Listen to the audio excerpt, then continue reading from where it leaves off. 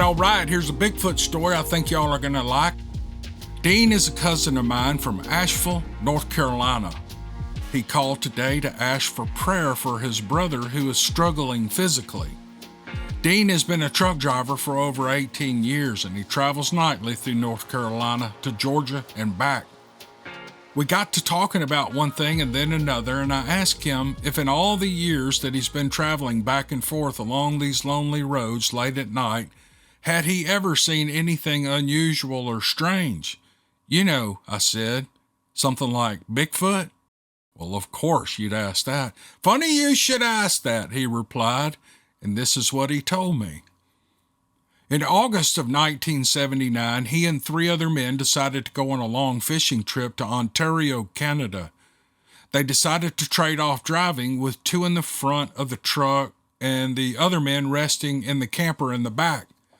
My cousin was the one driving in broad daylight when they entered a road that was heavily forested on the right with a swamp, and to the left led into more woods. He said when he looked out across the swamp, he saw a huge creature that was covered in bright red or orange brown hair standing in the water up to its knees. And then he said again, it was huge. The creature's back was to them and it seemed to be focused on something deeper in the woods. And as they drove by, it slowly turned to look at them and then back to face the woods as if to say, oh, it's only humans. Have you ever seen Andre the Giant? Dean asked. Yeah, I told him. I saw him in person in Colorado. I even touched his shoulder as he walked by. That dude was massive. He was 7'4" and over 500 pounds, Dean told me. People who have seen Bigfoot will often say it was over 7 feet tall and it weighed more than 500 pounds. But what I saw and what my friend saw was closer to 10 feet tall, and it weighed more like 1,000 pounds. Well, once they had passed by this thing, Dean turned to his friend in the passenger seat and he said, did you see that bear? He said he called it a bear, but they both knew what it was, and the friend muttered a quiet, yes. For years, Dean and his friend never said a word about what they saw. He said that they never quit thinking about it, but how do you have that conversation? And then one day when they were alone, Dean asked his friend if he remembered the bear that they saw in Ontario in 1979. And his friend said that he did remember. And there was a pause, and Dean added, it wasn't a bear, was it? No, his friend whispered, it wasn't a bear. Now, my cousin is a truthful person. He had no idea I was going to ask him this today, so there was no time to prepare himself or rehearse an answer. He didn't stutter or stammer, and it was clear to me that he was someone who had seen something and remembered it so vividly that he would recall it as if it were yesterday. I believe his story, and I believe that my cousin saw a Bigfoot. I believe he did too. Let's see. He says it's okay to use his name. His name is Pastor Mark. I believe your cousin's story too. That's when you spring that on somebody and they just rap off a story, they never stutter, they never pause, they never stop to think or try to remember, they just rattle it off.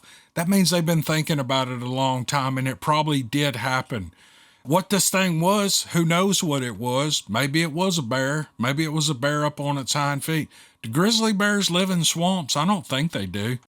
This thing was in water up to its knees. You know, they say there's Bigfoot down here in these bottomlands. I've never seen one, but people say they are. There's videos of something standing up to its knees in water. The video says it was in Tunica, close to Tunica, Mississippi, but I've heard other people say it was in another part of the state or another part of the country. If you look up Bigfoot in Tunica, you'll find a video of Bigfoot breaking out the center of a rotten cypress tree, and I guess he's digging in there for some grubs, or maybe there's a beehive in there or something. He's getting him some honey, but it doesn't look like a bear. It looks like a Bigfoot. I don't know what it is, but it's a really cool video. It's been out several years. Y'all look it up. Bigfoot, Tunica, Mississippi. You'll find it right away. Anyway, thanks to Pastor Mark for sending this. I really appreciate it, and thanks for relaying Dean's story. You the man. My interest in Bigfoot started unknowingly years ago.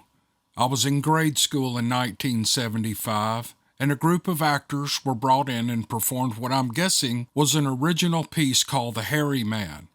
I'm not certain if that is the title of the piece, it just seems logical based on my following statement.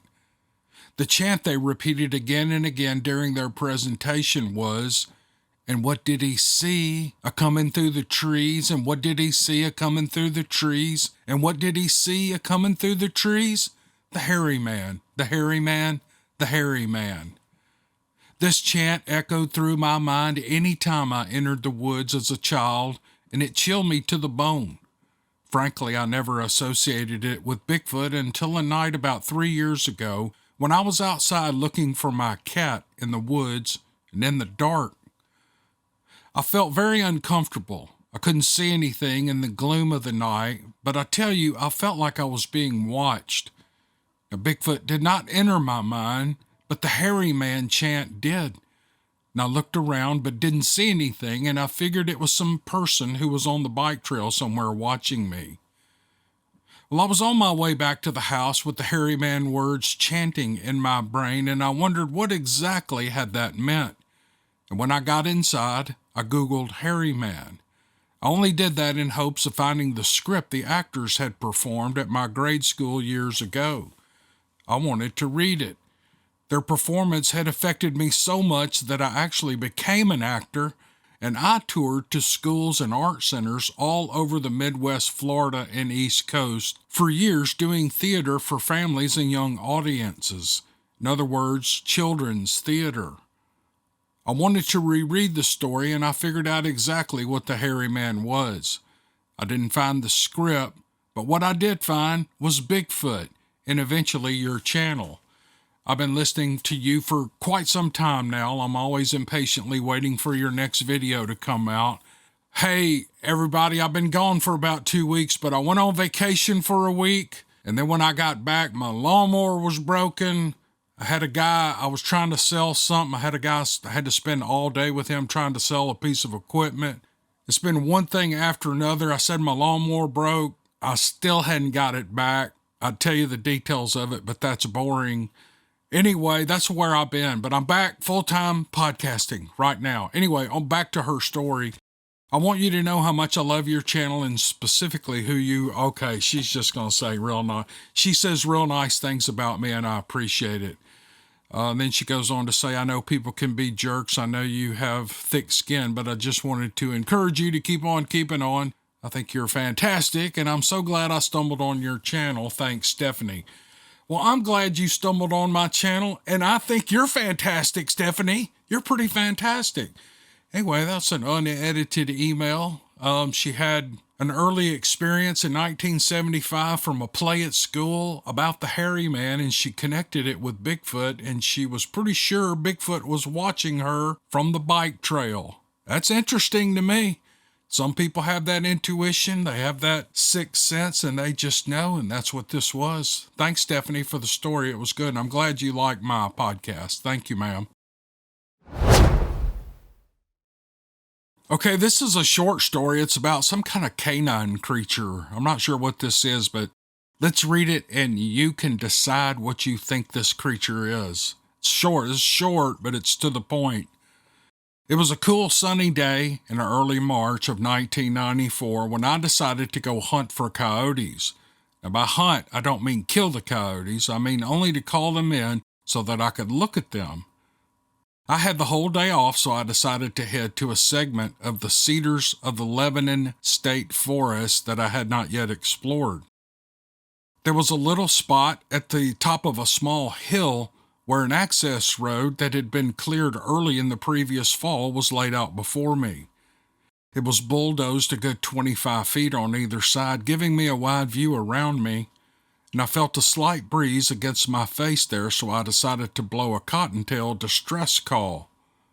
But before I could do so, I heard the unmistakable sound of a canine loping or trotting up the access road toward me. I lowered the call and I watched to see what was coming for a visit.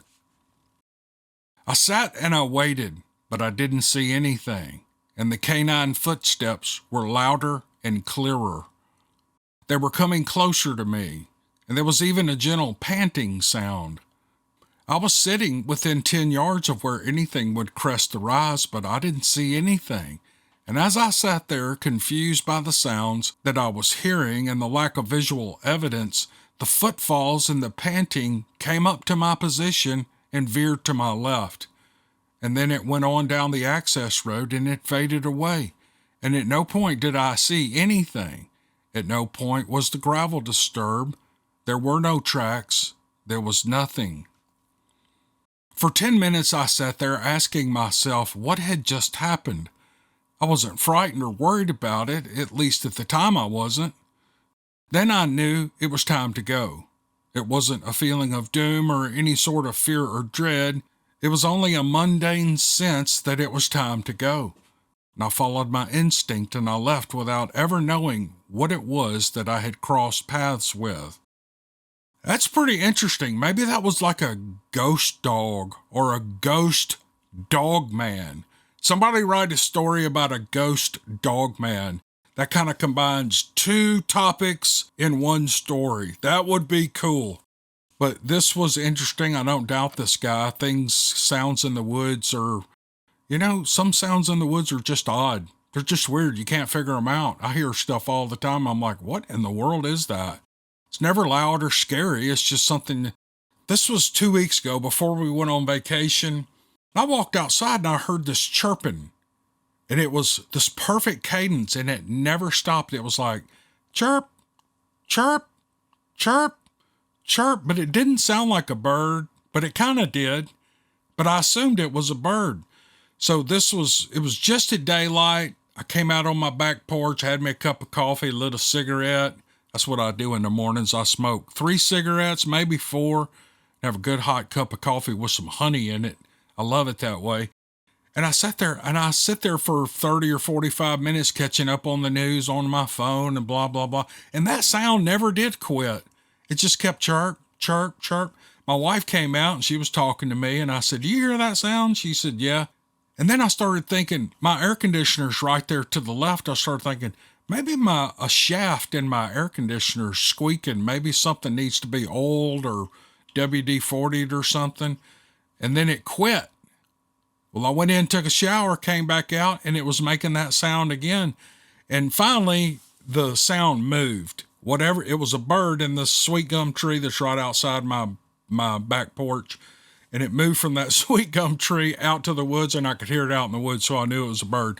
Anyway, the point is, long way around to say, some of these sounds in the woods that you hear, excuse me, are they're hard to pinpoint. I wish I knew what kind of bird that was, but I finally came down to the conclusion that was a bird. Anyway, this was a good story, a ghost dog man. That's what I'm going to call this story. Thanks to the writer. I don't know if this incident is worth relating to the public, but I thought I'd send it anyway and ask you if there's anyone else from up this way that has sent you anything from this area. I know a couple of people that have seen something big and dark run on 2 legs across the road in that area, but they won't elaborate. I'm from Canada, and growing up, we lived out on a farm in the Rockies. When I was 9 years old, I can remember always feeling scared in the clearing in the timber behind the house and horse barn where my family would target shoot. I got the same feeling at night in the winter when our water froze for months, so we had to use the outhouse out back. It was always quiet out there. Growing up, we camped and fished in Fraser Valley in places where we were the only humans for miles. I never experienced anything like what happened to me in Tennessee. Wait a minute. I thought he was in Canada. Let's keep reading and see where he's going. I moved from the Alberta foothills to Tennessee in the late 80s. There we go. I camped and rode horses in Tennessee and Kentucky and northern Alabama until this happened in 2012. I still sometimes go on day hikes here, but only with a friend who is a former military with a special capacity. A little less scary with him, but I'm always on high alert, and sometimes I get that being watched feeling. I've told him about what happened to me, but not sure he believes me. It was just 3 weeks ago that we went to Lost Creek here in Tennessee and then walked the half a mile up to Rylander Cascades. I felt that creepy feeling the whole way back from there, but not on the way up. The cabin site where the incident happened is just off a clearing on a dirt road next to a seasonal small creek bed and a spring about 25 yards up the ridge due west.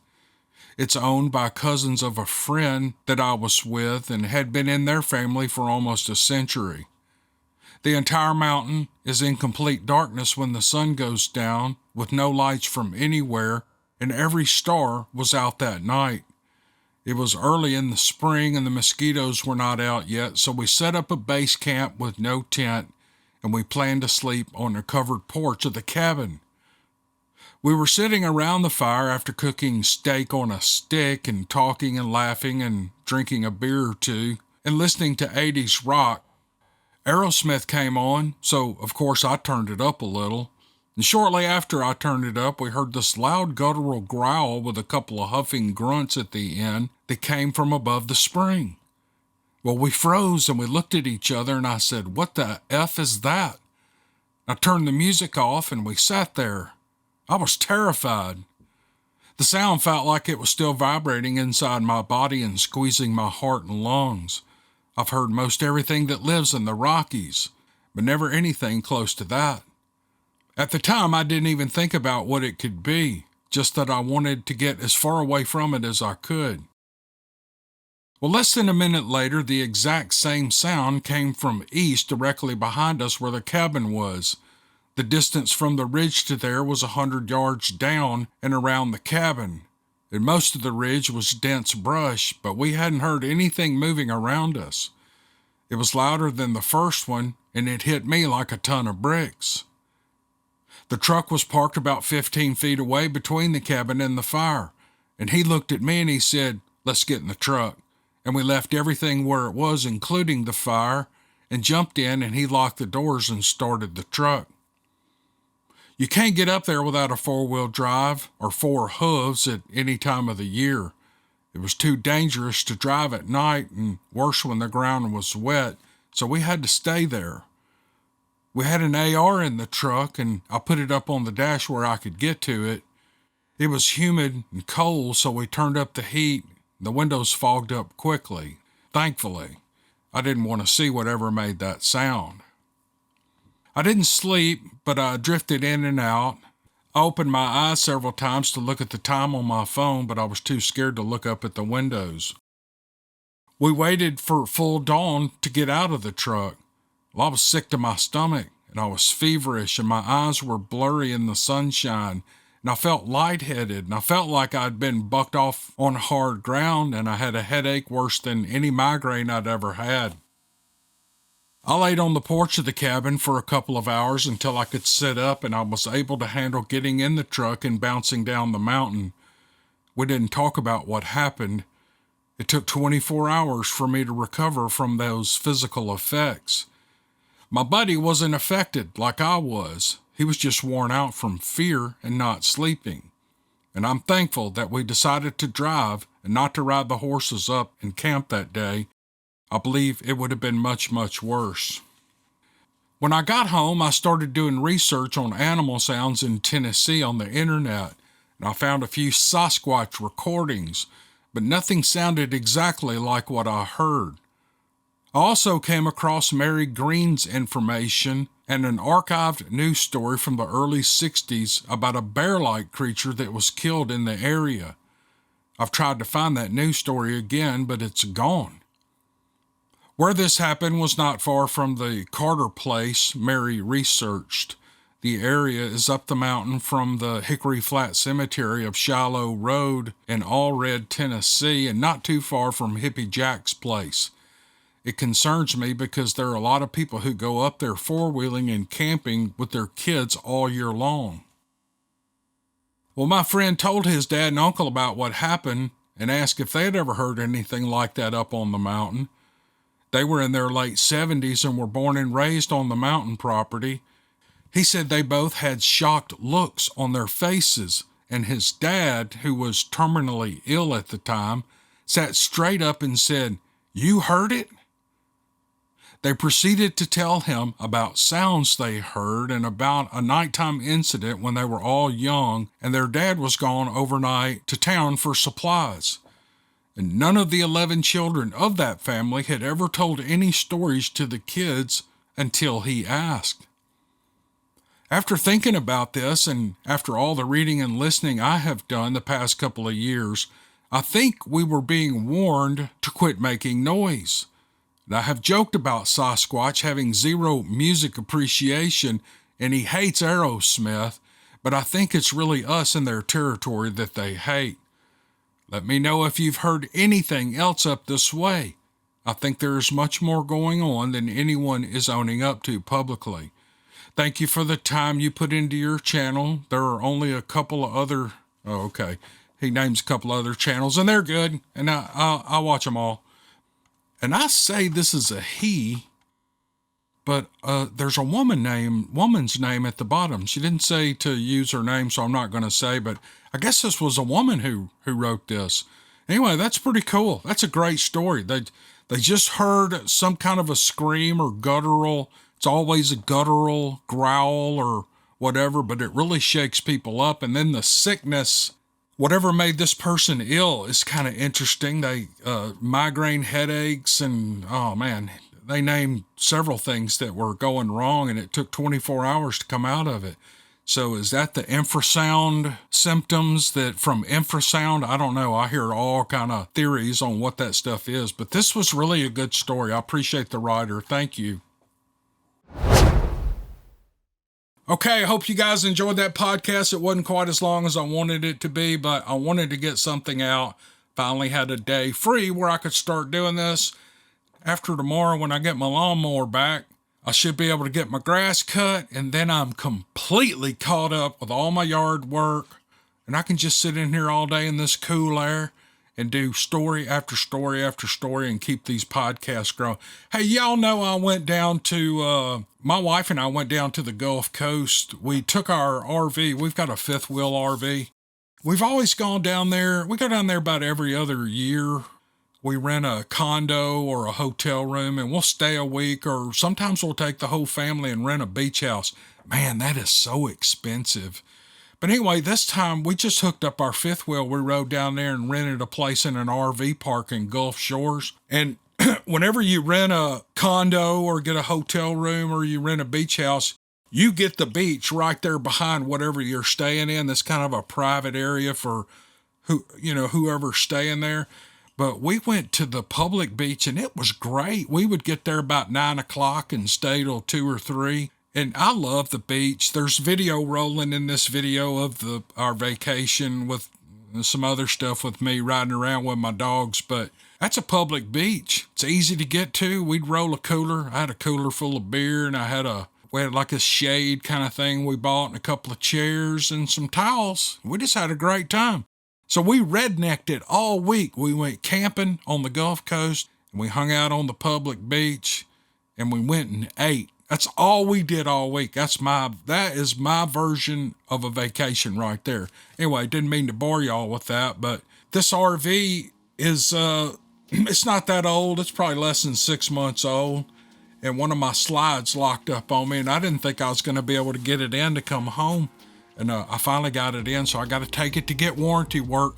I'm going to tell y'all something. These RVs, the most expensive RV, fifth wheel, travel trailer, pop-up camper, Class A coach, Class C coach, whatever you want to buy the most expensive one you can find, and it's still a piece of junk.